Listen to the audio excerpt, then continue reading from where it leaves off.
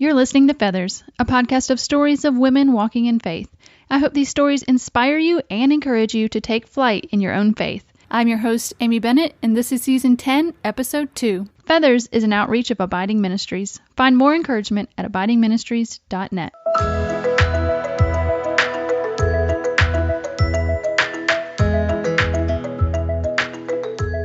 Well, hey, friend, and welcome back to Feathers this week. Let me just tell you, I am so excited to be back with you. This is episode 2, but in real time, I'm releasing episode 1 and 2 together. So I still feel like it's a big launch of season 10. And I just want to say again how excited I am to be back doing this. I think I have forgotten how much joy this brings me. And I'm so happy to be back. So when I was on sabbatical, I read this viral story about this foster mom, and as soon as I read it, I knew if Feathers ever came back that I wanted to try to get her on the show. And I don't want to spoil a thing about it, but I am so excited to have Katie Page on today sharing her journey as a foster and adoptive mom. And I want to just go ahead and warn you, this episode is a bit on the long side, but if you just hang in there, the way the story comes together in the end is just incredible. This story has been featured on all sorts of outlets. Katie has been on the Good Morning America show, and she's been in Good Housekeeping magazine, and I'm just really excited and honored that she would come here and share her story, and you are going to be so encouraged by it. So here's my conversation with Katie. Well, hey, Katie, and welcome to Feathers today. Hi, Amy. How are you? I'm doing great. I'm just so glad to have you on the podcast today. So why don't we don't know each other very well. Actually, we really don't know each other at all. You were gracious enough to respond to a request, a blind request that I sent for you for the podcast. So I would love to learn and would love for our listeners to hear a little bit more about yourself and your family and what keeps you busy. All right. Love to share it. Thank you for having me on the podcast. I love how our story and our crazy journey has led us to, connect us with all sorts of people randomly that we may not know, but it is so much fun. So I am Katie Page. I am a mom, single mom, adoptive mom from foster care to almost 3 babies. I have 3 children, 2 are adopted, and I am in the process of the paperwork to adopt the 3rd one. And they all are babies from the same mama. So I'm trying to keep those siblings together. They just all had birthdays in June and July. So they are 1, 2, and 3. And they are not my only foster kids. They are my last one now that I have is my 7th. So I fostered 4 babies before I actually started adopting any of them. And we live in Colorado, and I work full time. I do work in the construction industry, managing large construction projects. So juggling all of that with kids and nannies and 2 dogs, and we just moved into a brand new house. So I always have a lot to keep me busy. I never say there's a dull moment around here. Absolutely. Oh my goodness. Just listening to that is just like, woo. I want to buy you a massage or something.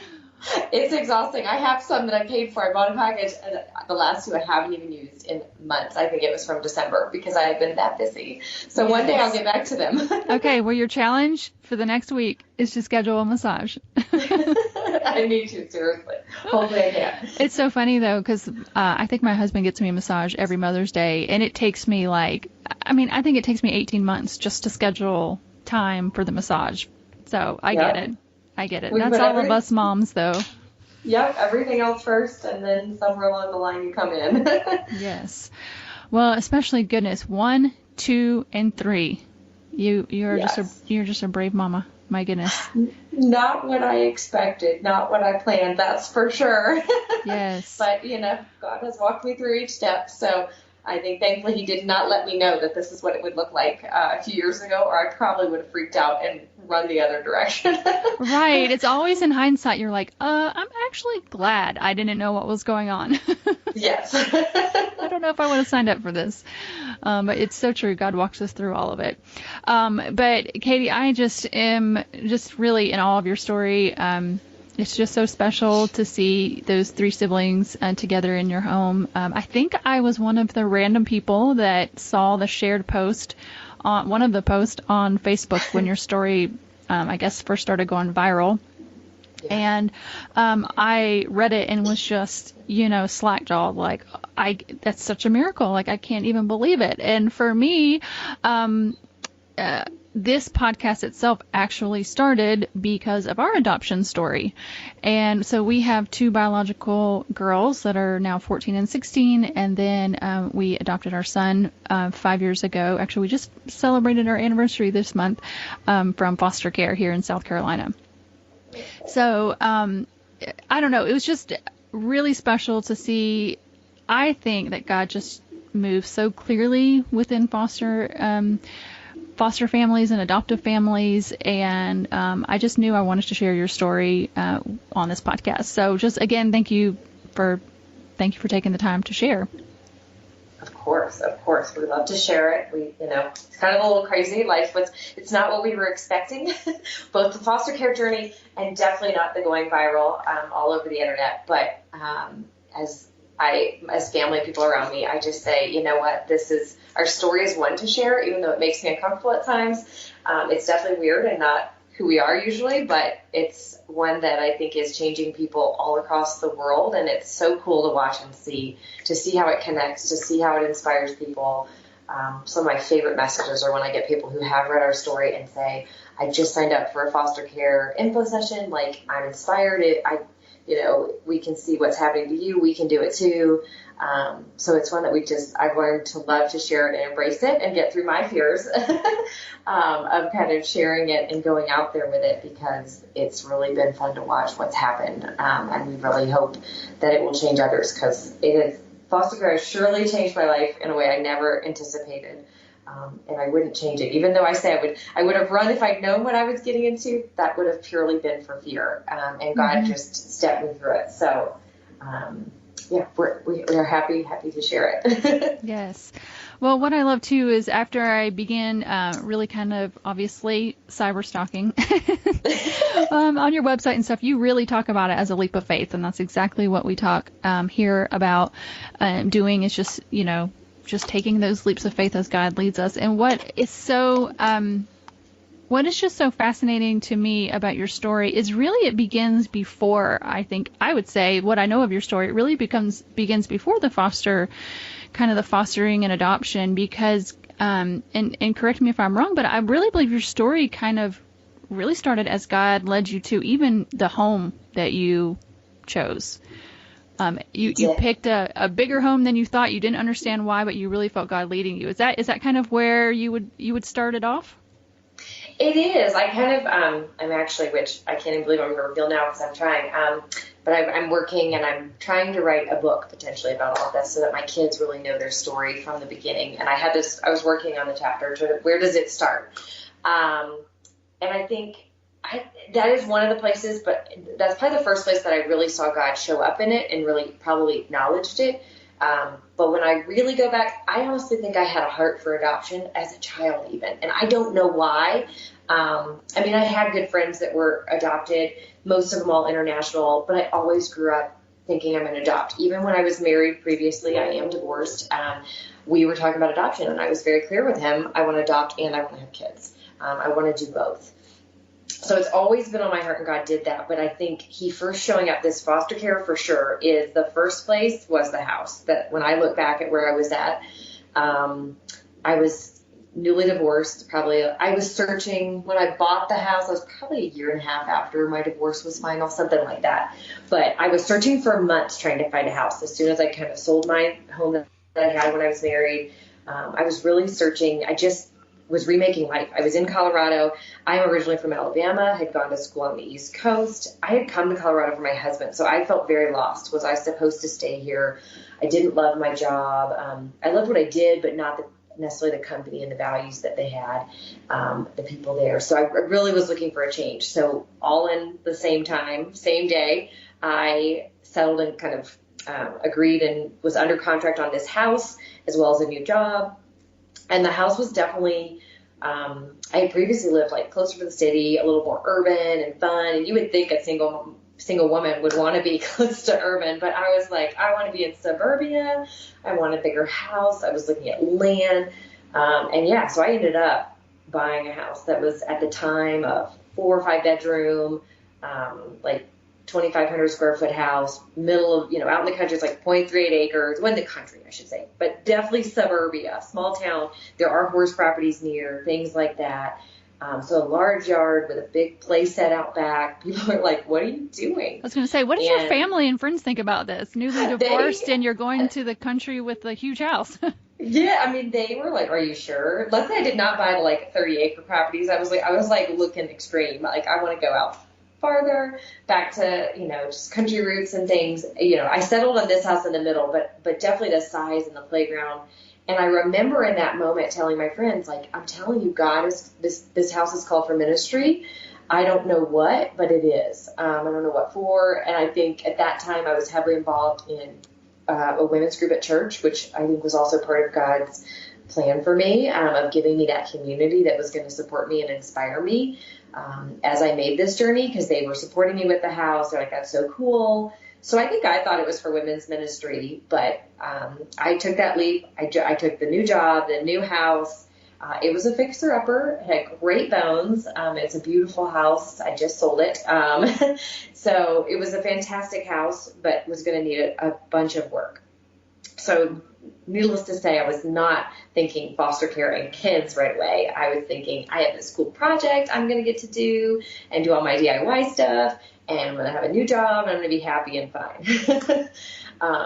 But God definitely had other plans and didn't wait too long to reveal his next plan, because I think I bought it on my birthday, and then I rented it back to these people for a little while. So then a couple months later, I was able to move in, and I literally started knee deep in it. I started ripping out floors the day they let me in. I had a week of overlap between my apartment and the house, and so I jumped right in and started we're reconnecting. I still hear you. Yep. Oh, you still hear me? Okay, good. Because I was reconnecting. I'm like, oh no. Okay. So I jumped right in, ripping floors out, all that. And that was in late January, February. Right around March was when I got the next step, when he started revealing this was about foster care. Because I got an email from my church, which I sometimes read, sometimes don't. Happened to read this one. It wasn't even in the subject line. I just read through it. And there was a paragraph about an information session on foster care, which at that point, I literally knew no one in foster care, didn't know anything about it. I knew people that were adopted. And now there were people around me that were doing foster care within the church. I just didn't really even know that at the time. Once I started to realize it and look around, there was actually, our church was really well placed. I was in the right place because there were multiple mamas who were foster adoptive foster care mamas. So I had a community that I didn't even know about previously. So I took that leap. And I'm sorry, what was it about, though, that email that said, hey, that's for me? I don't even know. I just read it and thought they just said information to see if you want. And I got stopped in my tracks with it and said, I got to go. I think that was God telling me, and I didn't know. But for me, I always wanted to be a mama. Like, that's always been my goal and who I wanted to be. I've always kind of been in those mom roles. And so I knew I wanted kids. I just wasn't sure how I was going to get there.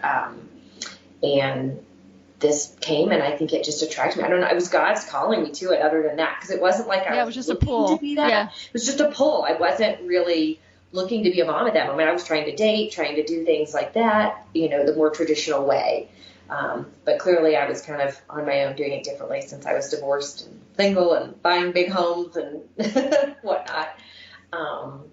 So I just responded, and my mom thought she was in town helping me with the renovations and managing that. And she was like, are you serious? Like, she was super mad at me. She was like, really? Like, are you crazy? You have a brand new house. We're renovating this, like, new job. You're going to lose your job. This is crazy.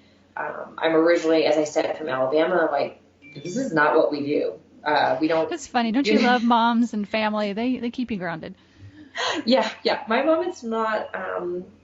She loves my kids. Don't get me wrong, and she has supported me so much along this journey. But she's definitely the very hesitant. You shouldn't do that. She wanted me to do the traditional. Why don't you wait till you're married and have kids? Why don't you do it that way? So I definitely made her very uncomfortable with this prospect. But she did agree, and she went to the info session with me. she was willing, begrudgingly. I think also somewhat to learn and continue to be able to tell me why I shouldn't. But she listened. She was like, look around you. There's only one other girl in here who's with her mother as well and single. Like, everybody else is married. Shouldn't that tell you something? And I was like, I hear you, but I'm going to pray and I need to do what I'm going to do and what's right for me. And so she eventually went back home and I continued to pray about it. And then Mother's Day that year, so in May, I submitted my formal application. I decided I'm going to complete this, and in tears and in scared and freaked out, I sent in this application and said, I'm going to do it. I'm just going to take that leap. I have no idea how to figure this out, what this is going to look like, but I'm going to do it. I'm going to take the next step. And a week or two later, I wasn't sure. I finally got a call, and they were like, we've accepted your application. We're ready to go on to the next step. And so I proceeded on for the next. It took almost a year. I did not get certified until February the following year. So it was almost a full year from that original email until the reality started to happen. And so I at least had some more time. That's what happened with us too. It took it took us over a year because there was a delay to get approved. And it can be longer, especially for people that have kids. You have more people to investigate. Mm-hmm. My home study was pretty quick, and I was slower with some of the steps. I was taking my time, but still, it is a little bit slower depending on how complicated your family is and all the people they might have to interview and figure out to make sure they check all those boxes. So, yeah. Anyway, so a year later, basically, and most of, at least the floors were done and some of the large renovations were back on track. So it wasn't such a mess in my house. Projects were not all done, but it was definitely better and safe for the kids a year later. Okay. And how long did it take to get somebody placed in your home? I think less than 2 weeks, maybe a week. Because wow. I think February 11th or 12th is my date, right before Valentine's Day. And I know it was February my first. And my goal was one child at a time. Maximum 2 was kind of where we set it, even though I had plenty of bedroom space. That was not the question. The question was like what I could handle. So we had set max at 2, and then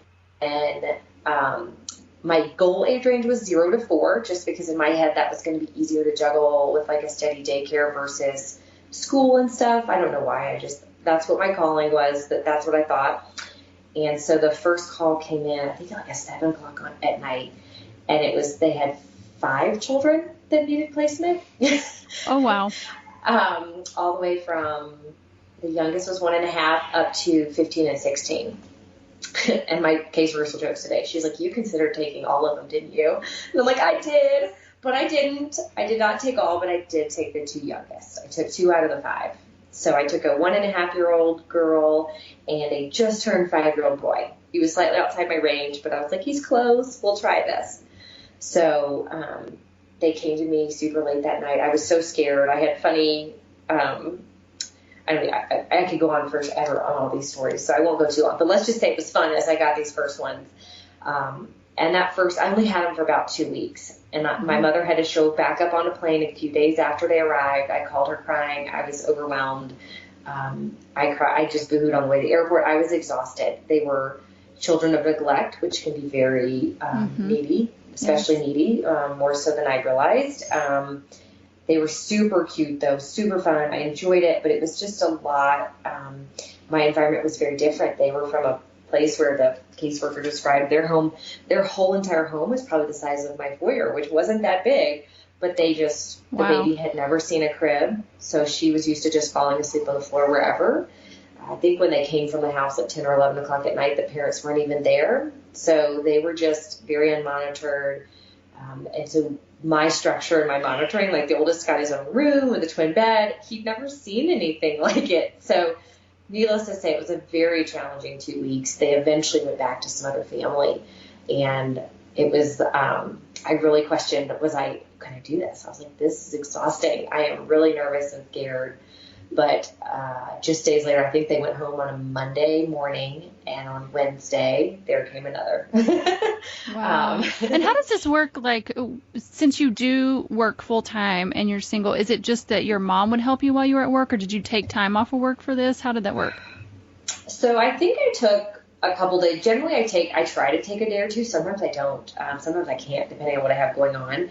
And then that one was where I realized the school part wasn't going to work, because they had me trying to take him up to, he had to go to school about 30, 45 minutes away from my house. And he was going afternoons for like 2 to 3 hours, Monday through Thursday. And I'm like, that's a lot. That's not going to work. And so then we were trying to see if I could move him down here into the county. Well, I realized that time of year, all the special needs programs, like it was full. And so the only place they had an opening in my county was even 45 minutes away. I was like, this isn't, and that's why ultimately I had to force them to send them back to family. They were trying, but they had to get on it faster, because I was like, I can't take it. I can't even do this. So I realized there were certain things I couldn't do, which was a very eye-opening and humbling experience, because I felt terrible, because I was what they knew, and I was going to have to move them again. But luckily they did find family and get it worked out, so they didn't go to another foster family. Yeah. But that was really challenging. The little girl would stay with my mom. She was able to help and do that. And it varied with each placement. The next one was only a week. So again, my mom helped, or I would be around and work from home. Sometimes my company's been flexible, allowing me to be at home at times, a couple days a week or things like that. So it's, every child has been different. The first few my mom did, then came along. So I did the first two placements, which was 3 kids, all in the first month of fostering. And I was exhausted. I took a break for a couple weeks. I was like, I just need some space and time, because these emergency placements are really difficult on a working mom. And so a few weeks later, though, I did open it back up, and I took baby Lucas, who many can see, I still keep in touch with his mom, and she lets me share space and all of that. Little Lucas was just a year. He had just turned a year, came to me. So cute, so much fun. I adored having that kid. And he was who made me see, I ended up putting him in an in-home daycare. I found one close by. I had a wonderful lady who would keep him during the day. My mother was gone. So that started to become a more normal. And I was like, okay, this I can do. The first week or two is always crazy and frustrating. But if they stay longer, it's totally worth that. I can get them somewhere stable. We can get a routine, and I can do this. But Lucas was so cute and so adorable. He really didn't have special needs. His family had a unique case, and it was going to go through the system fast. So I knew pretty quick that he was going home fast. It wasn't going to be a year. He ended up staying a total of about 4 months. So in that time, I started to tell my caseworker, I was like, you know what? This is really what I want. I want a more long-term, maybe a foster to adopt, I don't know, but definitely long-term. These short placements are killing me. I can't keep doing that with work and my job, and it's draining. But I think that these long-term I can do, and I can connect with a family. I really like that bond. I want to do that. Now, I think it's interesting to point out, if anybody is thinking about fostering, so we went through foster care as well, but we knew that we wanted, a foster to adopt. And you can say that. I can't, just because you sign up, in foster care, it's Yes. not like you have to do the emergency middle of the night things. You can put, I don't know if it's in every state, but in our state, we could say we're only interested in a foster to adopt, yes, kind of situation. You can. You check both. And I didn't know. God had said, and I taught my praying about it, I opened up to both. I was always open from the beginning, saying God's going to walk me through. But you can say one or the other. I have friends that do both, that do only one, only foster adopt, some that do only foster. I was in the middle doing both. So you can. And you can also set lots of requirements. I think I got a 5-page document with all the requirements of what I would not accept. So I chose to be very open. There were a few restrictions that I placed on what could come in my home. Some may have more strict to their children and what they have and things like that. Some people only want children younger than their children. Some only want older. You can set all those requirements to fit what is right for you. It's actually incredible the amount of decisions you have to make around that. We just really, when we were doing that, for us it was a long checklist. We really had to think about this. Oh wow, we've never thought about this. And it wasn't even a situation with a child, but if the extended family had a situation, are you willing to accept a child from that? It's a lot to think about. And I think this is really where you had, at least for us, we really had to rely on God's wisdom to, do I check this box or not this box? Yes. And then you even get the chance when they call you. They will explain as much as they can about the needs, and you can still say, you can say yes, going, I think I'm okay with this, but if not, you could change it later. So again, it's a lot of walking through and stepping and figuring it out as you go, and you're not stuck and lost by yourself with it. They'll talk with you. They want to make sure that fit is right for you just as much as you do. You know, they don't want to move children again. So it's just a process of figuring out and understanding what you're getting into, because I can tell you what I've experienced today is not what I thought it was going to be, both in good and bad ways.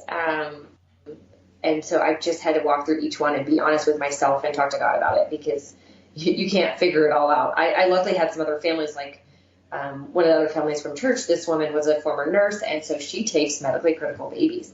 I was able to go, that is for her, that is her calling, that is not for me. Like, I could look at her children and go, I can't do, like, I just don't have the time.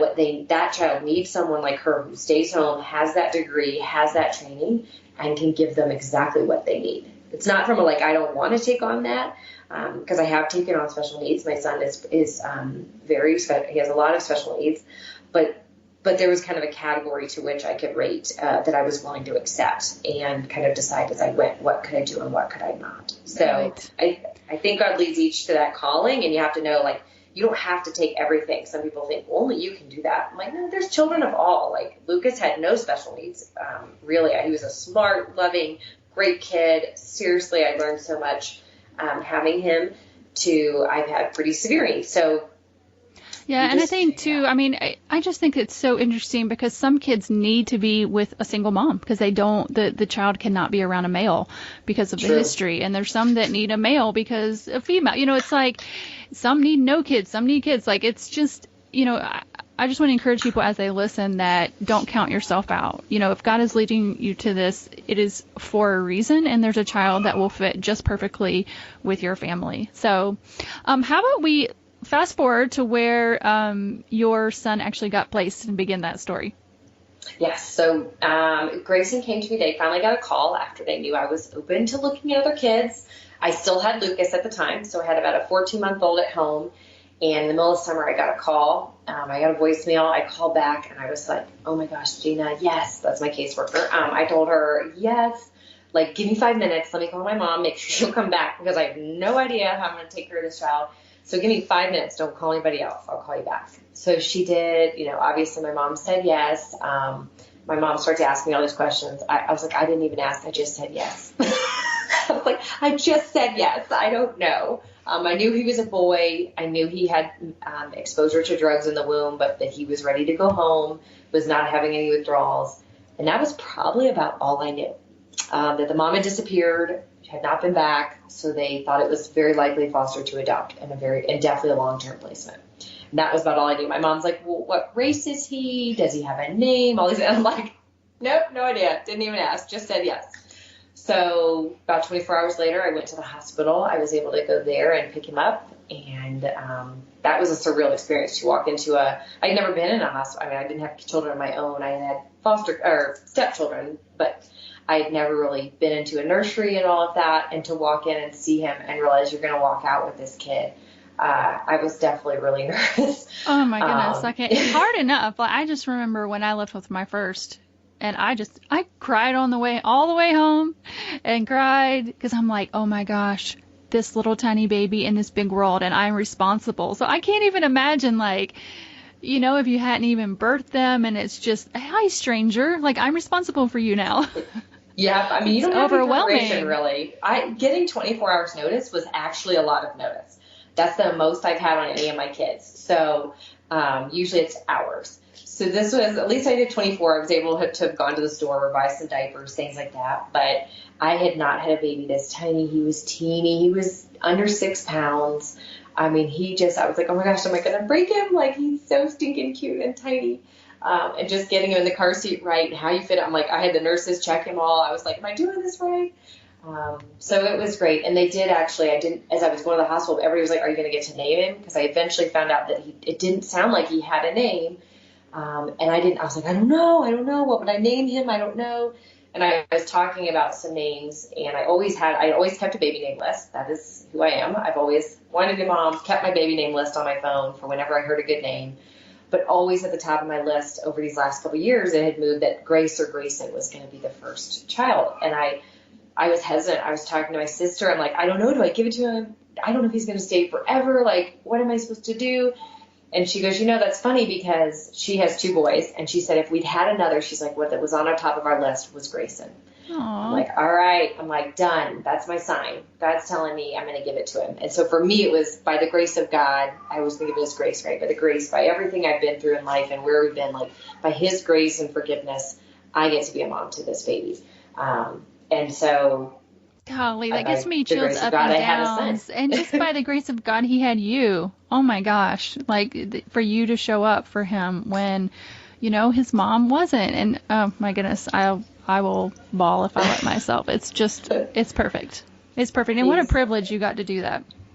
I was so excited that they did let me, because his name was Boy. I mean, legally his name was Boy for a long time. That's what it was legally. Every time we go to the doctor, people would be like, Boy? Yep, that's us. But we call him Grayson. So most of the people knew him. Court would try to call him Grayson as well and all of that because they were pretty sure, she wasn't coming back. And so he did get a name. I did get to name him.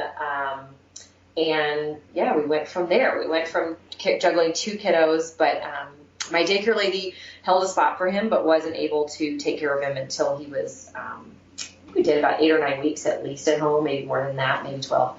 I know we did a couple months, and then he was able to go there. So my mom came out, helped me get through that, and helped me take care of him while Lucas would go to daycare. And then right about 2 months in, I was headed to go back on a trip to Florida where I was gonna let the baby meet my dad and my other family and stuff. It was a vacation I planned long before. And so we worked to get baby Lucas to transition home. So I was like, I really don't want to go to respite. Can we work this out? And so we worked it out with Mom, and we got it so he would go home before I left. And then I took the baby on the vacation, took him on his first flight at 2 months old to the beach, back south. So we proceeded on. So it was only about 2 months of 2 kids at that point. And over time, that's kind of where we started to learn his special needs and work through all of that and work through termination of parental rights, which was about 4 months in, which was also, it was a very heartbreaking experience because I had remembered in training, when I went through my training class, a specific woman I've never forgotten. And I've forgotten a lot of the stories they told. But this woman touched my heart, and I remember just bawling when she's talked about a placement with a kid she had that had been abandoned. Like, she showed up at his termination hearing, and nobody showed up. And she thought, how terrible, like, how to tell this child one day that nobody showed up, and what that child would feel. And so there I was living that out, probably just over a year later. And so it was tough. Yeah, it was tough. So I always searched. We knew something was false. The name that she had given at the hospital never turned up. They had investigated, but nobody could find anything. And so at 11 So you guys never got a name. Nobody knew who the mom was. No, we had a last name that she'd given, which was his last name until it was that, and his last name. But even on the paperwork, it said John Doe and Jane Doe because they were positive that this was not really anybody real, what she had given. She had left about 4 hours after birth against medical advice, and just left us. Wow. And so, so at 11 months to the day, we adopted him, which was also, now in retrospect, another work of God, because I was looking at 2 dates, one in May and one in June. June would have been more likely that my family could have come back out, because at that point, after a while, my mom went back, and I was raising him by myself. And I decided to go with May. I had another friend who also was adopting from foster care that day, so we did it together, and I just wanted to get it done. And I thought 11 months is perfect. Like, let's just get this done. I don't want to wait any longer. He needs his name. And my family Skyped in, FaceTimed in, et cetera, and watched from afar. And lo and behold, that was good because I adopted him. I had big plans. He was going to turn 1 in June. We were doing a massive adoption foster party, birthday party, and that's when I was like, family, y'all can come out then. We'll do it then. And I had a friend from out of town, one of my best friends flying with her child, big plans. So in my mind, that's what I was focused on. Adoption was done, getting his name changed, and he was special needs enough that at that time I was like, I'm good for a while. We've had a crazy year. We're gonna hold out. I definitely want to continue fostering. I want another child. I would love to adopt a girl, but not right now. Maybe when he's like 18 months old, we'll talk about it. So I was just going to go back to doing some emergency respite to keep my license open. And so I continued to get some calls over that next week once my home kind of reopened after the adoption. And I didn't feel called to them. I remember a 4-month-old baby girl coming across my email, and I was like, we're good right now. I'm good. I'm fine.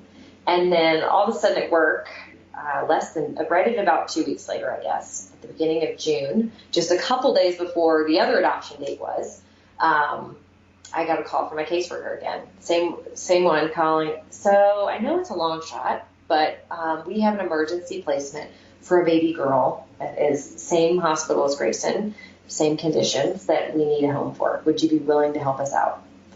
And I'm like, oh my gosh. I'm like, Gina, I just told you I'm not going to do this, that I'm like, but I'm telling you as you're asking me this, that God is telling me to say yes, and I don't know why. And so I said, give me 5 minutes again, I'll call you back. So I called my mom, I had a roommate living with me at the time, a young girl, called them both, said, I know I promised I wouldn't do this again. But I'm telling you, something's telling me I'm supposed to say yes. And I don't know why, but I'm telling you, God's telling me to say yes. So they said, then say yes, we'll figure it out. So I said yes, and I was like an hour away. This one was hours. It was probably 1 or 2 o'clock. I drove home. I was an hour away at a job site, drove home. They met me at home. My roommate went and picked up Grayson from daycare, so we all kind of came back. And this time I was kind of a pro at it, so they just spent about 15 minutes. These people had brought her straight from the hospital to me. We'll check your house, see her bed, give you the basic info, see you later. But while they were there, she still had her hospital bracelets on. And this time the mom had stuck around. So that was the one thing that was different about this story, is that the mom was interested in keeping the baby. But she had multiple other children that she had lost previously, not long ago, within the system. And so they didn't think it was likely she'd get her back based on her history. But it was possible, and she was interested. And so I knew that was a little challenging, which was going to mean visits, was going to mean a lot of work on my part. But I thought, we'll figure it out. And so I looked at her bracelet, though, and saw the mom's name. And I'm like, well, that's really funny. That's weird. It's the same first name as Grayson's mom gave. But whatever. Like, I guess it's just random how it works. So I didn't think much of it then, but I noticed it. They left. And so I decided to go through her paperwork. They had been there only 15 minutes, so they really hadn't told me a ton. And so my roommate was there. We're helping to get dinner ready, and I'm reading her paperwork. And I'm like, wait a minute. I was like, Ashley, can you use the kids for a minute? Something's not right about this. I'll be right back. So I noticed I had just gotten Grayson's paperwork. They turned over, anybody who's adopted, when you decide to adopt, they'll do a kind of meeting with you right before adoption where they reveal everything they know about the case, because there's a lot you don't know as a foster parent that is private that they don't reveal. But once you get closer for the adoption, they have to reveal what they know to help you and kind of turn over the story of the child to you. And so I had just gotten his mother's discharge papers from the hospital, and her date of birth had happened to be on that. And so I had looked at, and I was always Googling, trying to find this woman, trying to figure the mystery out, because I wanted his story to be different. And so I recognized the date. I'm like, that looks really familiar. So I looked at his paper, went and got it out. They were a day apart, literally. One day. Wow.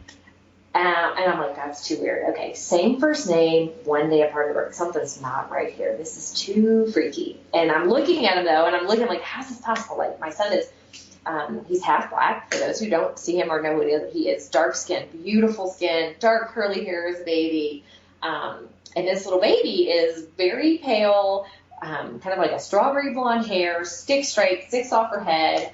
I'm like, wait, like, really? Like, what? This is just weird. Could this be possible? Can they even? At first, I was even like, is that possible? Well, even like, the timing. He's not even a year old. Yeah, like, it hadn't even been a year. Physical? Like, can they do that? And everybody's like, yeah, it's called Irish twins. You not heard that? I'm like, no. My mom is an Irish twin. They're only 10 months apart. Well, there you go. No, these are at least were 11, but I didn't even know it was possible. And so we're going through all these things, and I start texting the caseworker that was on Grayson's case, and I'm like, oh my God, you're going to think I'm crazy. I'm serious, but I really think something isn't right with this. I think that these two children are related. And she was like, she loved working with us. She's like, if you ever get another baby, let me know. Maybe we'll get to work together again. So I told her, I was like, you have got to get this case. So she did. The next day she did some switching, negotiated, and got on our case. And a few days later, I just started asking questions. I started calling the intake caseworker, because you have an intake and an ongoing. So the person that brought her into the system, I'm like, I'm not sure what you can tell me. I know some of this is secure, but like, how many other kids does this mom have? And can you tell me their date of birth? So like, and I kind of explained to her what my theory was, that these kids somehow might be related. And so I was like, is it even possible? Like, is there a time frame in there? Can you tell me? That's all I want to know. Like, I don't want to know where they are, like, things I'm not supposed to know.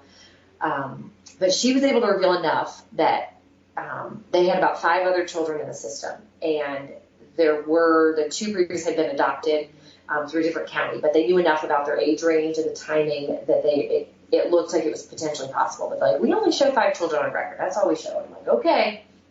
And so later I think she came to me on a Monday or Tuesday, and then that Friday was the first visit with the mom. They had wanted, because again, she wanted to stick around. And so they're like, if you want to do a little icebreaker and meet her, the county loves to do that. They want the families to bond and help the bio parents know where their child is, so they can rest assured they're in a good place. And so I'm like, yep, I'm all about it. Let's meet her.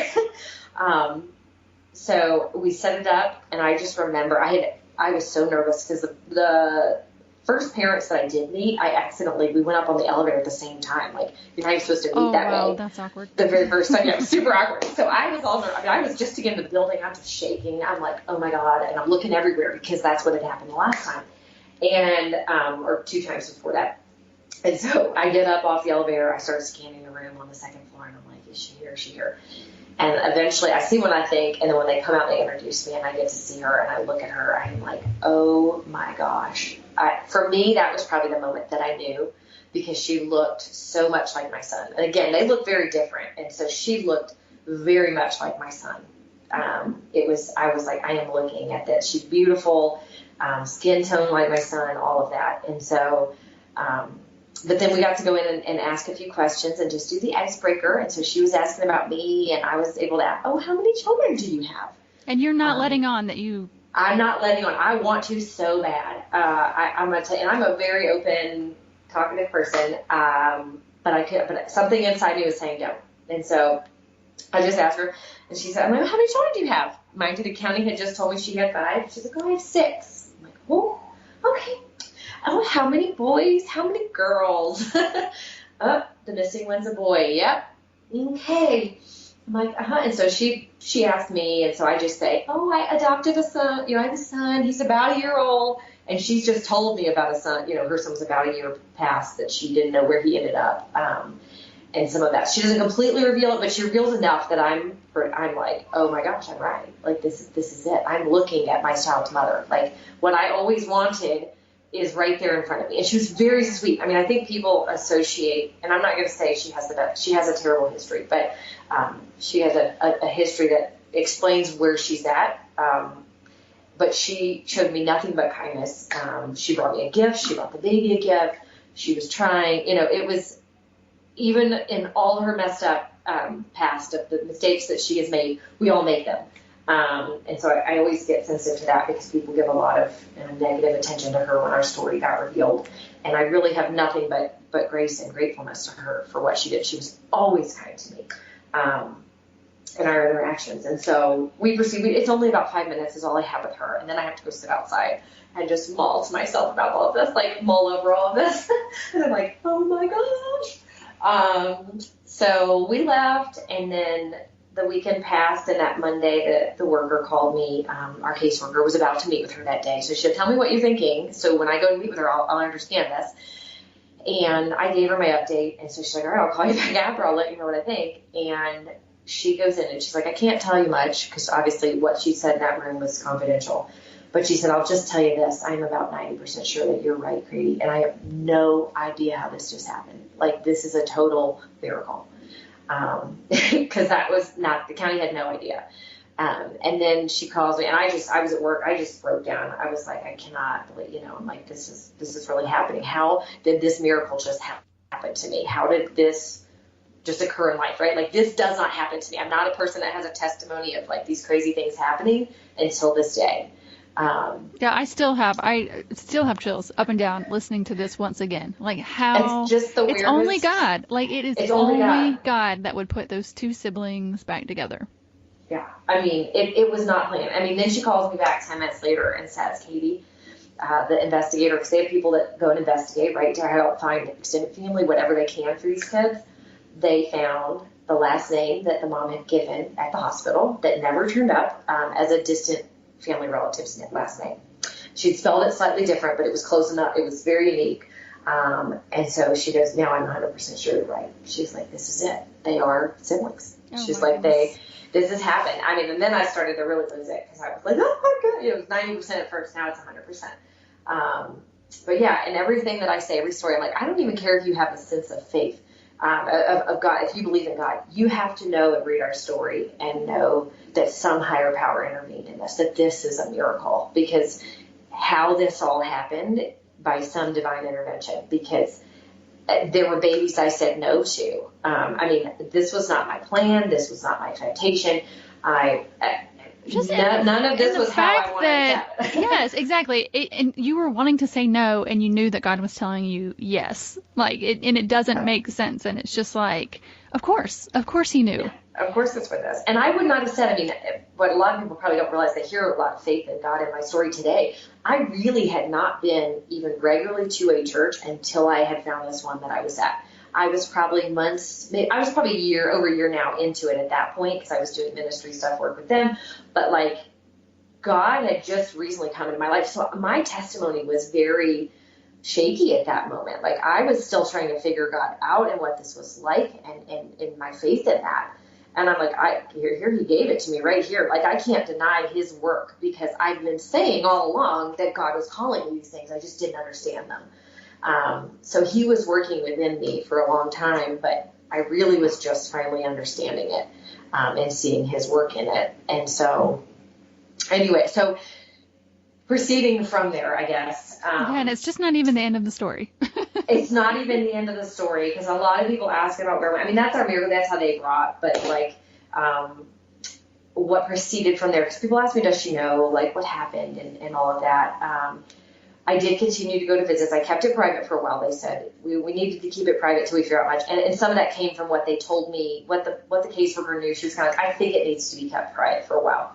And then I didn't really know why, but I was like, in agreement, let's just keep it quiet. My adoption was closed, and so she didn't have any right to know at that time. And I did take her with me to a doctor's visit as one of the visits. I was really interested in engaging with her as much as possible to learn and see what this was like. And during a doctor's visit was when she revealed her story, some of her story, at least to me. And who knows what is true or not, honestly, based on her criminal history, her drug history, all those things. I don't know what is true or not, but what she told me truly broke my heart, for sure. And what she proceeded, she told the doctor some, and then we went and did lab work, and she sat with me and she started showing me how I can look up the baby girl's daddy on inmate.com, and telling me about his history, and telling me that her concern about her previous child. She started to tell me about Grace, and she has no idea, again, that I'm his mother.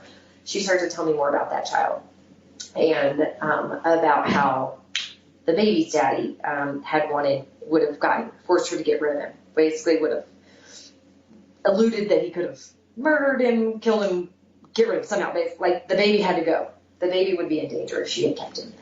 And granted, at that point in time, and what I suspect today is likely because he was a different dad. There's really no possibility that Hannah and Grayson have the same dad based on their ethnicity. And so whatever happened, I've been able to research enough. I'm pretty sure Daddy was in jail again when she got pregnant with Grayson, and so it's not really possible either in that way from the research I've done. So whatever it was freaked me out. Whether it was true or not, I don't know. I don't see a lot of violence in what I know of him today, but she described a lot of it then. And so it terrified me, honestly, from that moment. And so I chose to keep it private and never let her know that I had her son. And so we proceeded to hide him from visits. It became very complicated in that it was very nerve-wracking. It was a stressful time to keep him there. Like, why? Well, what does it matter? Is she really going to know it's her son? I'm like, yeah. If you look at them, and then they look and inside the car and see him, and I'm like, mm-hmm. They're like, oh, okay, got it. I'm like, yep. So we continued to kind of keep them separate, and she only stayed around for about 4 months. At that point in time, now we know, fast forward to today, we know what we know. She was pregnant again. She was back on drugs, and Daddy was out of jail. And so eventually, we continued to keep it private. I eventually got an attorney. There was another family who has 2 of the previous children that had been adopted that also wanted custody of the baby girl. And we were in a fight about, a legal battle to get her. And eventually it was going to be required that for the court to recognize it, because it was not, even my adopter's clothes, it legally wasn't recognized that they were siblings. And so I was going to have to reveal it. So I hired an attorney, one of the best in the state. He's fantastic. And he helped me navigate through that. Luckily, she wasn't there. She had kind of disappeared, wasn't showing at court, wasn't available. So I felt pretty comfortable at that time to do that and reveal it. And so ultimately, we revealed it. The judges made the decision based on this miracle that they would stay together and that she would be adopted by me. And so we got to get through that. We got that ruling. Everything was good. And then, so to date, I've never seen the mom since. I have no idea, even after our story broke, whether she knows or not. I assume with all the press, but you never know. I do know some of the other family members know. Lo and behold, obviously, then a few months later, I got a call, and God was preparing me for this one too. I'll tell you, because I was preparing for another baby. I thought, there's a third one coming. I'm telling you, I think there's another one. And my friends were like, stop saying that, stop speaking that into life. And I finally said, okay, you're right. I put the bottles away. I'm going to sell this baby stuff away. We're done. Well, 13 months after Hannah was born, there came another. And there came back the family again, trying to get the baby. And but Mom had abandoned him 2 hours after birth and left him. And so he came to me because I was a relative. She'd given a false name again, but they found it. They figured it out, thank God, right before he went to another foster family. They called me in and I picked him up. And so we continued to fight again. Thankfully now we have been ruled that he is going to stay with us, and we're in the process of adopting him. And through all of that, eventually, it was pretty contentious during the adoption fight. But now we keep in touch with that family. We have a great relationship with them, which I'm so blessed to have. They've connected us with some of the grandmothers. They're a distant relative of the dad's side. So now we've even seen one of their older sisters. I've gotten a FaceTime with an older sister on the side. They have 2 with the mom. It's a different. There's a lot of children. There's a lot of siblings of these kids, but we're getting connected. So it's turned into this beautiful story, but it has been quite an up and down fight to keep them all together, to figure it out, to kind of reveal it. And so they've also they used to not keep anything on social media. Their dad, it's kind of funny. You can look up them. They got viral for another funny video. They have a great funny dad, adopted dad of the other kids. And so now we all kind of share and invite in this new environment that we're in and work to have one big happy family with them, even though they would very much so love to have all my children with them. I'm grateful that God has put them with me, and we've been able to keep them together, and that we'll still have all that family bond, despite the separation of different families. Yes. Oh my goodness, Katie, this is it's just incredible. It's really just incredible just to think about so many, years ago, God saying, hey, I think you should have this house. Yep. And hey, I think you should go to this information meeting. And hey, I think you should say yes to this other one when you want to say no. And it's just amazing to me how God it's just step by step. And like we said at the very beginning, if you had known all the ways that you had to, even fight with the families and then I'm sure the sleepless nights and just, oh yeah, and just the logistics of having 3 young children. It would have been easy to say no, but God is just so gracious to walk us through that. And I think it's so important for people listening that even if your story has nothing to do with foster and adoption, if you keep saying, why, I don't understand, this is so confusing, but I know God is saying for me to do it, just to do it. And this is what the part where it is a leap of faith. Because that's what faith is to believe in something you can't see. And just to know God's voice, Scripture says his children, the sheep will know the shepherd's voice. And just to trust in that and to step out. And just, golly, the stories that he writes if you let him. It's just incredible. It's true. I would never have written this story. I had no idea that life was going to be like this. And with every child I took, I really had no, I didn't even say that with Hannah. My mom, I thought was going to come back. She didn't. I had a friend step up and take care of her till I could get her in daycare. With the last baby, I had a friend move from California and live with me for 3 months. I had a roommate. I had, an au pair and another friend. I had 4 adult women living in my house. So my 4-bedroom house didn't feel I had just transformed it to 5. He also called me to finish my basement to make room because I was going to need it. I filled every bedroom in that house just to take care of those kids. And I just love that it's a community. Yeah, and I love that it's a community, that it's not just, you look at it from the beginning, it's just up to you to raise these kids. But no, you have family and friends that have stepped up for these children too, and for you, obviously. So I just think that's also just a beautiful picture of God's family working together. Yes, he had built that community that would support me and help me, because I could not, without my church community, without those people around me, I wouldn't probably have survived all of that. My family could do so much, but I really leaned on and had to learn to lean on other women in my community around me to help me raise them, because really, in all seriousness, my house was booming. It was full. People joke, like, we now know why God gave you this house, because you needed it. It's been a calling, and I always kind of say now, like, if God brings you to it, he will walk you through it. And so he had brought each and every step of this to my heart and just somehow made it happen, because I still, even today, I'm like, how do I even do all this? Like, how did all the bills keep getting paid? The childcare gets worked out. How does I found a boyfriend in the midst of all of this, who by some miracle stays with me through all of this, and deals with all of my kids. And, everything has worked out, even though I would think, and there are all the reasons why it shouldn't, because God called and you're doing God's work. I think it figures itself out somehow.